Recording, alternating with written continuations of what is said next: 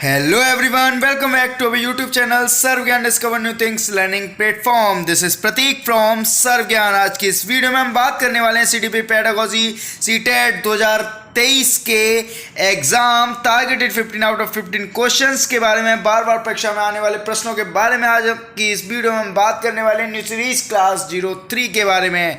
Start करते हैं question number 1। अभिप्रेरणा के सिद्धांतों के अनुसार एक शिक्षक के द्वारा सीखने को संवर्धित कर सकता है। विद्यार्थियों से वास्तविक अपेक्षाएं रखने, अपेक्षाओं का एक रूप स्तर रखने, विद्यार्थियों से किसी प्रकार के अपेक्षाएं ना रखने, या फिर विद्यार्थियों से बहुत उच्च अपेक्षाएं रखने। तो इसका आपका राइट आंसर हो जाएगा ऑप्शन नंबर ए, विद्यार्थियों से वास्तविक अपेक्षाएं रखने। एक शिक्षक को छात्रों से वास्तविक अपेक्षाएं रखनी चाहिए तथा प्राप्त परिणामों के आधार पर उनमें सुधार करके उनके अधिगम को संवर्धित, संपोषित व संशोधित करना चाहिए। तो इसका आपका राइट आंसर हो जाएगा ऑप्शन नंबर ए, विद्यार्थियों से वास्तविक अपेक्षाएं रखना। क्वेश्चन नंबर 2 की तरफ बढ़ते हैं। विकास शुरू होता है, विकास किस अवस्था से शुरू होता है? तो विकास प्रसव पूर्व की अवस्था से ही प्रारंभ हो जाता है। कैसे? शीघ्र मानसिक विकास को समझने के लिए मानव वैज्ञानिकों ने बताया है कि विकास प्रसव के 4 माह पहले से शुरू हो जाता है। यह मुख्यतः 3 चरणों में होता है, किताणु मंच, भ्रूण अवस्था और भ्रूण चरण। यानी कि जब बच्चा प्रसव पूर्व की अवस्था होती है उससे पहले ही वह सीखना प्रारंभ कर देता है। तो इसका आपका राइट आंसर हो जाएगा ऑप्शन नंबर बी, प्रसव पूर्व अवस्था। क्वेश्चन नंबर 3 है आपका। बहुविध वृद्धि सिद्धांत के अनुसार सभी प्रकार के पशुओं, खनिजों और पेड़ पौधों को पहचानने और वर्गीकृत करने के योग्यता डैश कहलाती है? तार्किक गणितीय बुद्धि, प्राकृतिक बुद्धि, या फिर भाषिक बुद्धि, या फिर स्थानिक बुद्धि। तो इसका आपका राइट आंसर हो जाएगा ऑप्शन नंबर बी, प्राकृतिक बुद्धि। क्यों? क्योंकि मनोवैज्ञानिक बहुविध बुद्धि सिद्धांत के अनुसार सभी प्रकार के पशुओं, खनिजों और पेड़ पौधों को पहचानने और वर्गीकृत करने की योग्यता प्राकृतिक बुद्धि के अंतर्गत ही आती है। क्वेश्चन नंबर 4 की तरफ बढ़ते हैं। अधिकांश व्यक्तियों की बुद्धि औसत होती है, बहुत कम लोग प्रतिभा संपन्न होते हैं और कम व्यक्ति मंद बुद्धि के होते हैं। यह कथन डैश के प्रतिस्थापित सिद्धांत पर आधारित है। बुद्धि और जातीय विभिन्नताओं, बुद्धि के वितरण, बुद्धि की वृद्धि, या फिर बुद्धि और लैंगिक विभिन्नताओं। तो इसका आपका राइट आंसर हो जाएगा ऑप्शन नंबर बी, बुद्धि के वितरण के अनुसार। मनोवैज्ञानिक मानव बुद्धि का विकास उसमें वंशानुक्रम व वातावरण की अंतः क्रिया पर निर्भर करता है। अधिकांश व्यक्तियों की बुद्धि औसत होती है जो वातावरण के साथ उनके समायोजन को दर्शाता है, जबकि कुछ व्यक्ति प्रतिभा संपन्न होते हैं और कुछ मंद बुद्धि या उनके वंशानुक्रम व वातावरण की अंतः क्रिया को दर्शाता है। अतः यह बुद्धि के वितरण के प्रतिस्थापित सिद्धांत के आधार पर आधारित होती है। तो इसका आपका राइट आंसर हो जाएगा ऑप्शन नंबर बी, बुद्धि के वितरण। क्वेश्चन नंबर 5 की तरफ बढ़ते हैं। सहयोगी अधिगम में अधिक उम्र के प्रवीण विद्यार्थी छोटे और कम निपुण विद्यार्थियों की मदद करते हैं। इससे डैश होता है, गहन प्रतियोगिता होती है, उच्च नैतिक विकास होता है, समूहों में द्वंद्व होता है, उच्च उपलब्धि और आत्मसम्मान विकसित होता है। ऑप्शन नंबर डी, उच्च उपलब्धि और आत्मसम्मान विकसित होता है। जब उच्च प्रवीण विद्यार्थी निम्न प्रवीण विद्यार्थी की मदद करता है तो उच्च उपलब्धि और आत्मसम्मान का विकास हो जाता है।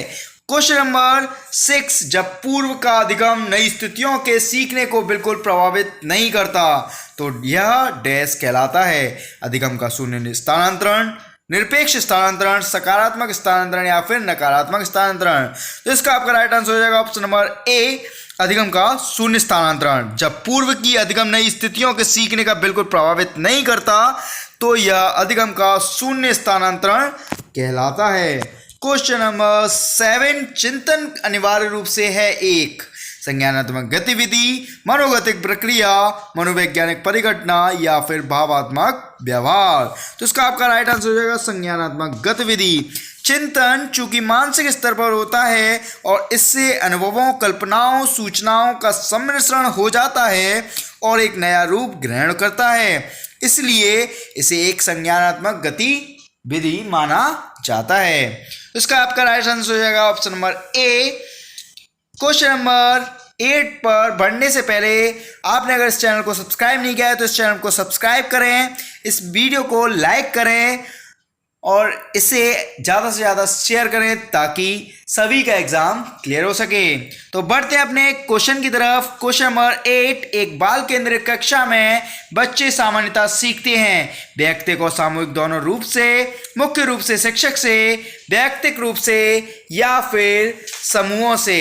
तो इसका आपका राइट आंसर हो जाएगा ऑप्शन नंबर सी, वैयक्तिक रूप से बच्चे सामान्यतः सीखते हैं। एक बाल केंद्रित कक्षा में बच्चे सामान्यतः वैयक्तिक रूप से सीखते हैं। क्वेश्चन नंबर 9, पियाजे के अधिगम के संज्ञानात्मक सिद्धांत के अनुसार वह प्रक्रिया जिसके द्वारा संज्ञानात्मक संरचना को संशोधित किया जाता है डैश कहलाती है, प्रत्याचरण, समायोजन, समावेशन या फिर स्कीमा। इसका आपका राइट आंसर हो जाएगा ऑप्शन नंबर डी, स्कीमा।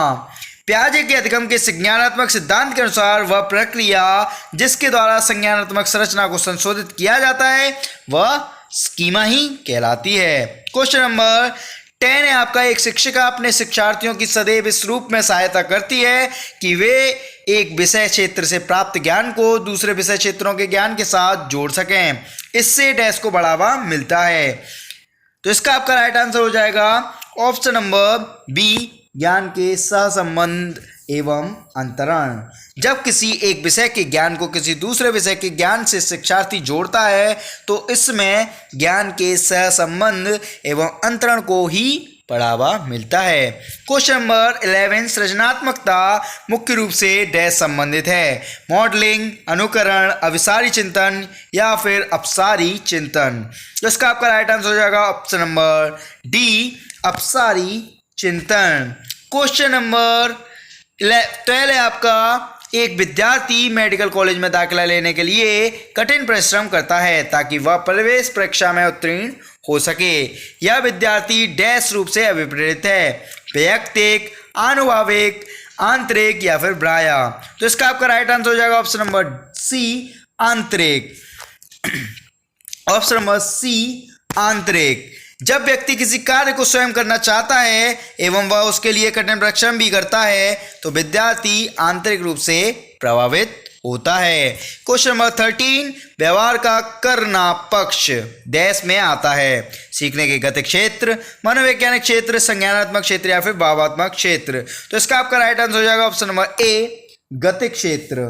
व्यवहार करना सीखने के शरीर गतिक क्षेत्र के अंतर्गत आता है। शरीर गतिक क्षेत्र के अंतर्गत शारीरिक संचालन, शारीरिक क्रिया, शरीर पर नियंत्रण करना, दृढ़ीकरण करना आदि आते हैं जिनके माध्यम से ही व्यवहार किया जा सकता है। तो इसका आपका राइट आंसर हो जाएगा ऑप्शन नंबर ए।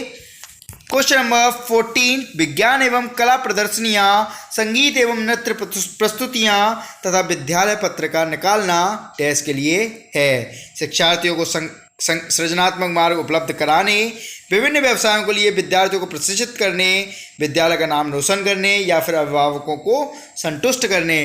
तो इसका आपका राइट आंसर हो जाएगा ऑप्शन नंबर ए, शिक्षार्थियों को सृजनात्मक मार्ग उपलब्ध कराने। विज्ञान एवं कला प्रदर्शनियों के लिए शिक्षार्थियों को सृजनात्मक मार्ग उपलब्ध कराना ही कंपलसरी हो जाता है। क्वेश्चन नंबर 15 और लास्ट क्वेश्चन है, एक शिक्षक अपने शिक्षार्थियों के अनेक तरह की सामूहिक गतिविधियों में व्यस्त रहती है जैसे समूह चर्चा, समूह परियोजना, भूमिका निर्वाह आदि। यह सीखने के लिए आयाम को उजागर करता है। सामाजिक गतिविधि के रूप में अधिगम, मनोरंजन द्वारा अधिगम, भाषण निर्देशित अधिगम या फिर प्रतियोगिता आधारित अधिगम। तो इसका आपका राइट आंसर हो जाएगा ऑप्शन नंबर ए, सामाजिक गतिविधि के रूप में अधिगम। शिक्षिका द्वारा शिक्षार्थियों में समूह चर्चा, समूह परियोजना, भूमिका निर्वाह आदि करवाना सीखने के लिए सामाजिक गतिविधि के रूप में अधिगम को उजागर करता है। तो इसका आपका राइट आंसर हो जाएगा ऑप्शन नंबर ए। इसी के साथ हम मिलते हैं अपने अगली वीडियो में, तब तक के लिए जय हिंद दोस्तों।